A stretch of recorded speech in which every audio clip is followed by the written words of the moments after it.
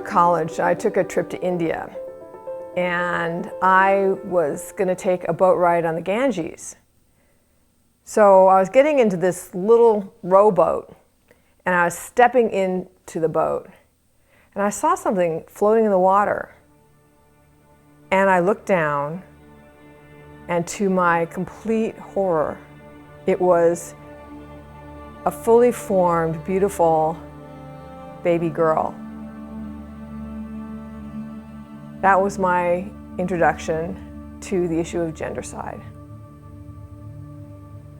I also spent time on that trip working with Mother Teresa in Calcutta. And she has a home there called Shisha Bhavan that's for abandoned babies. Basically, all the babies there are girls. And she started that home when she found a baby girl in a trash can. So ever since that time, I've been looking for an opportunity to help baby girls from being selectively aborted or abandoned. According to one UN estimate, there are up to 200 million women and girls missing in the world because of sex-selective abortion and abandonment. That number, 200 million, is greater than all the casualties of all the wars of the 20th century combined. So for me, this is the true war against women. China has the worst gender ratios in the world. At its height, it was approximately 121 baby boys born for every 100 girls born.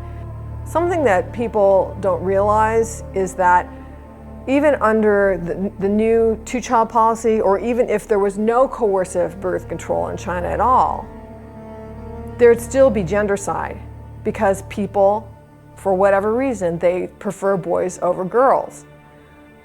After the two-child policy was instituted, there was an incident of a woman whose husband forced her to abort 4 baby girls in a year. And then she died. There was another incident where on the International Day of the Girl Child, a baby girl was found in a courtyard. They think that somebody threw her over the wall because there was no other way to get into the courtyard, and she suffered brain injury and all kinds of internal injuries from that. So gendercide continues even under the two-child policy, and it's going to continue no matter, even if China gets rid of all birth limits. Gendercide will continue, especially of second daughters, because a lot of couples under the two-child policy, if their first child is a girl, they figure we can have a boy on the second child. And then when that second child comes around, a lot of couples will just keep aborting until they get that boy for the second child. China is not the only country where gendercide is a problem. India also has a gendercide problem, and there are areas of India where the numbers are even higher than the ones of China. There are other Asian countries, and there are even some countries in the former Soviet bloc where gendercide is really a problem.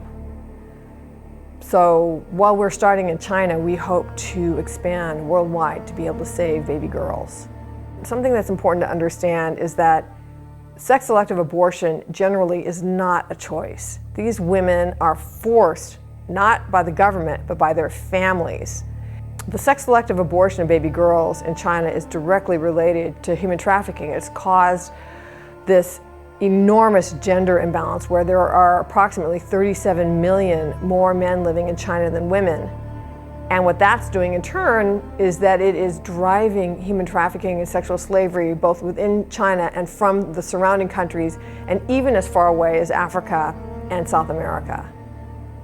Women's Rights Without Frontiers is unique in that we are the only organization that has a network inside of China that is actively saving baby girls. And we've saved hundreds of baby girls in China. One story that was particularly meaningful to me was of this one woman who was being pressured to have an ultrasound. And she dragged her feet, finally went into the ultrasound, and discovered not only did she have one, but she was carrying 2 baby girls. So even under the 2-child policy, she would have used up her entire quota and both of them would have been girls. So her mother-in-law started the pressure for her to abort those baby girls, and she didn't want to. She wanted to give birth to her daughters, and she didn't know what to do. So fortunately, our field worker found out about this and went to her door and said, "Congratulations on your twin daughters. Girls are as good as boys, and we're not only going to offer you 1, but we will offer you 2 monthly stipends for a year to empower you to keep your daughters." And with the encouragement and with the promise of resources, she was able to convince her mother-in-law, convince her husband to allow her to give birth to these girls. And now, of course, everybody's in love with these baby girls. They're totally adorable. The message of sex-selective abortion is that females are so worthless that they deserve to die. I believe that this is the most violent form of sex discrimination that exists.